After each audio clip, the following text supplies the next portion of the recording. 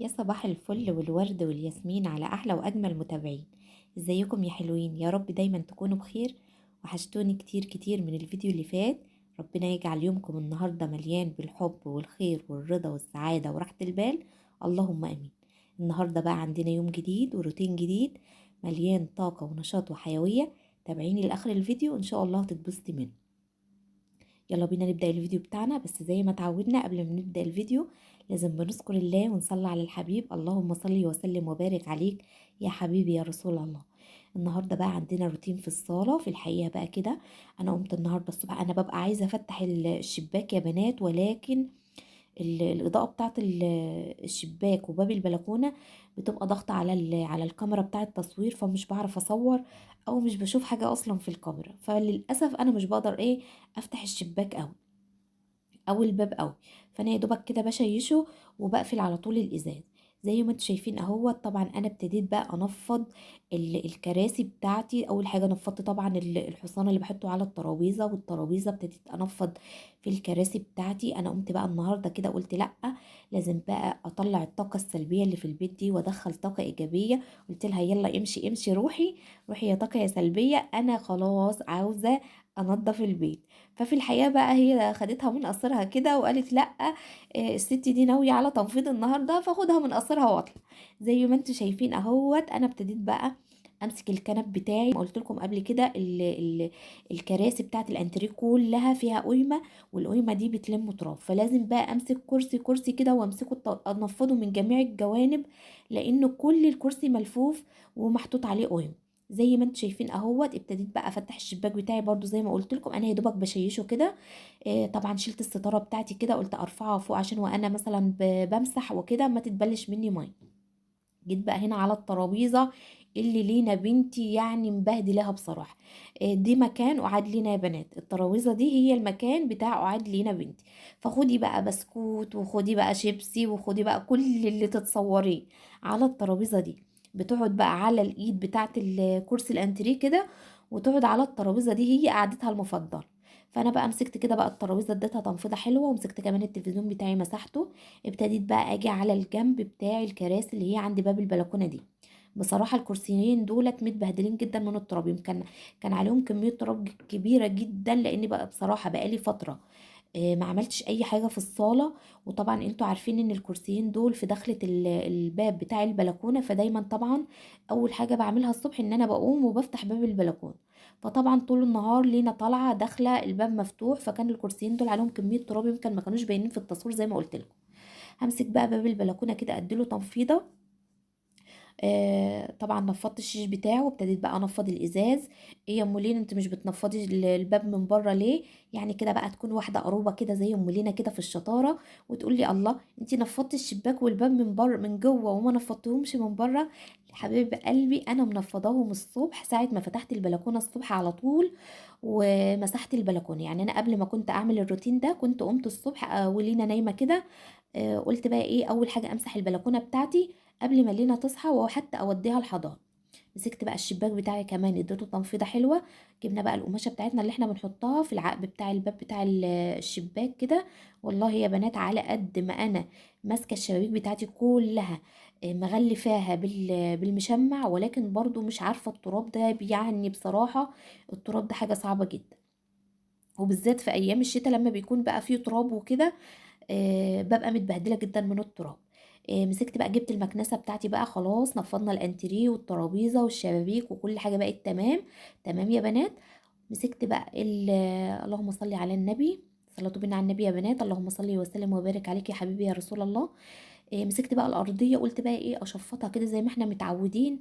طبعا الارضيه كانت يعني وبالذات تحت الترابيزه دي، كانت ما بين الترابيزه وما بين الكرسي اللي لينا بتقعد عليه فتافيت شيبسي وبسكوت. بصراحه كانت متبهدل.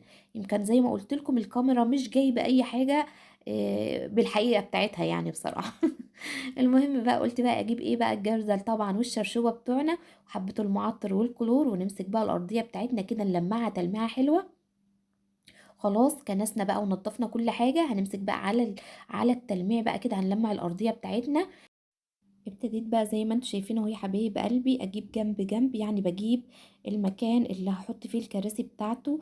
بمسحه الاول، وبعد كده عشان ادخل الكراسي. زي ما انتوا عارفين انا طبعا لما بنفض جزء من الصاله، يعني الجنب دوت لما بنفضه بنفض الكراسي وبنقلها في الجنب التاني من الصاله. انتوا عارفين ان انا الصاله عندي كبيره، فلما باجي انفضها بقسمها على جزئين، لان لما بنفضها في يوم واحد بتعب جدا. وانتوا زي ما قلت لكم قبل كده، انا لما بضغط على نفسي في الشغل، يعني مش هقول لكم مثلا بتعب يوم وتاني يوم ببقى مرتاحه، لا، خلاص بتعب، ممكن اقعد اسبوع او 10 ايام على ما اقدر ان انا اقف تاني واقدر اعمل حاجه. زي ما انتم شايفين اهوت، انا جبت جنب الجنب اللي انا بمسحه ببتدي ادخل فيه الكراسي بتاعته على طول. جبت طبعا الجنب بتاع الكرسي، الكرسيين اللي تحت الشباك، وجبت كمان الجنب بتاع الكنبه الكبيره بتاعه الانتريه، وادي كمان الجنب التاني اهوت اللي عند باب البلكونه. ابتديت بقى امسح وبحط الكراسي على طول مكان. زي ما انتم شايفين اهو يا حبايب قلبي. هاجي بقى هنا، هبتدي بقى امسح الجزء الوسطاني بتاع الصاله. هجيب بقى الجزء الوسطاني كده، امسكه بقى المعه. بحب اشكر كل حبايب قلبي اللي دخلوا عندي في القناه واشتركوا فيها، بقول لهم ان انتوا نورتوا قناتي وشرفتوني ونورتوني، وربنا يخليكم ليا ويديمكم نعمه في حياتي. وبقول طبعا لحبايب قلبي اللي معايا دايما في القناه، يا رب ما تحرم منكم ابدا ويخليكم ليا، يا احلى ناس واحلى اخوات واحلى صحاب. ربنا يا رب يديم المحبه ما بيننا. وزي ما قلت لكم دايما، انا مش عايزه اي حاجه من الدنيا غير محبتكم. ربنا يرزقني يا رب دايما بمحبتكم وبوجودكم جنبي، وما يحرمنيش منكم ابدا. زي ما انتم شايفين اهوت، طبعا احنا خلصنا تلميع الصاله يا بنات. ابتديت بقى اجيب الحافظات اللي انا بحطهم على الكراسي بتاعت الانتريه. والله العظيم يا بنات لو قلت لكم الحافظات دي بتشيل قد ايه عن الانتريه، يعني بصراحه ما تعرفيش الفرق الا لما بكون مثلا شايله مثلا منديل او جزء بعيد عننا، مش مثلا مش بتقعد فيه كتير، وجزء هي بتقعد فيه، بحس فعلا بالفرق ان هي فعلا بتحافظ على الانتريه. وزي ما انتم شايفين اهو يا حبايب قلبي، خلاص الجنب بتاع الصالة، الجزء دوت من الصالة خلاص خلص.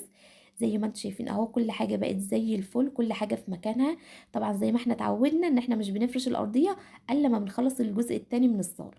خلصنا بقى الصالة بتاعتنا او الجزء ده بس، نسكت بقى؟ لا طبعا ما نسكتش. يلا بينا ندخل على المطبخ ونشوف احنا هنعمل ايه.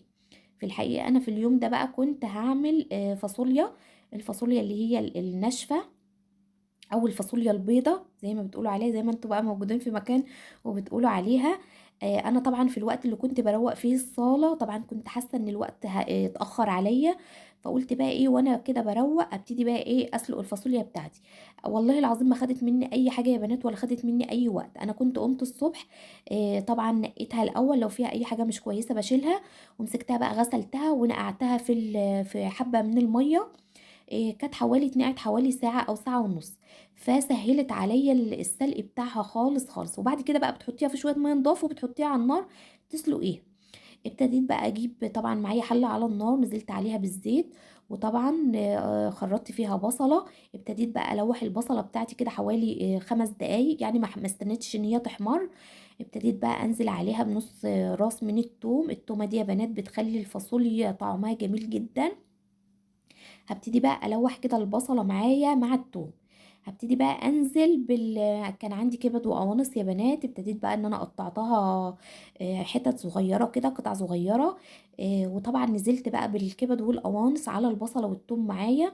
ابتديت بقى هنا جبت الطماطم بتاعتي، قلت اضربها في الخلاط على ما البصله والثوم والكبد والقوانص تتشوح، او انا كنت هديت عليها النار لاني عاوزاها يعني ايه تدخل في السوا شويه. ادي الكبد والقوانص بتاعتي اهو. هبتدي بقى اتبلها. طبعا حطيت ملح، حطيت فلفل، حطيت بهارات من اللحمه، وحطيت كمان معلقه من السكر. حطيت معلقه من السكر ليه يا ام لينا؟ خلاص انا حطيت بهاراتي، عشان انا طبعا لما احط الطماطم معلقه السكر هتظبط لي درجه حموضه الطماطم. زي ما انتم شايفين اهوت، انا طبعا كنت نقلت الكبد والقوانص بتاعتي وهديت عليها النار. جبت بقى هنا معايا حله، طبعا نزلت عليها بحبة من الشعرية حمرتها. ابتديت بقى انزل بالرز بتاعي، طبعا احنا كنا غاسلينه ونقعينه. هبتدي بقى اقلب الرز بتاعي في الشعرية كده. هبتدي بقى ازوده القعد بتاعه زي ما انتوا شايفين اهوت، وهتبله من الملح زي ما انتوا شايفين. نغطي على الرز بتاعنا لحد ما يتشرب، وبعد كده هنهدي النار عليه. في الوقت ده بقى كانت الكبد والقوانص بتاعتي خدت اتشوحت جدا جدا. زي ما انتوا شايفين اهو يا حبايب قلبي، طبعا نزلت عليها بالطماطم. طبعا جبت هنا معلقتين من الصلصة، حطيتهم على الطماطم بتاعتي غليت. ابتديت بقى انزل بالفاصوليا بتاعتي زي ما انتم شايفين اهو. هبتدي بقى اهدي النار عليها واسيبها تتسبك مع الفاصوليا. هاجي هنا بقى، انا كان عندي خضار في الحقيقه، قلت بقى اطلعه من التلاجة اغسله كده. هي اكله بسيطه النهارده يا حبايب قلبي، ولكن كانت امي دايما ربنا يديها الصحه كانت تقول ربنا بيحلي لكل واحد زاده. انا كنت بسمع الكلمه دي ومعرفش معناها غير لما كبرت. فعلا ربنا بيحلي لكل واحد زاده. ان البني ادم اللي بياكل لحمه ربنا حليها له، واللي بياكل اي حاجه تانية على قد مقدرته برضه ربنا حليها له. فيا رب دايما يجعلنا من الناس الراضيين بحالنا، ومن الناس اللي ربنا حللهم زادهم، اللهم امين يا رب العالمين.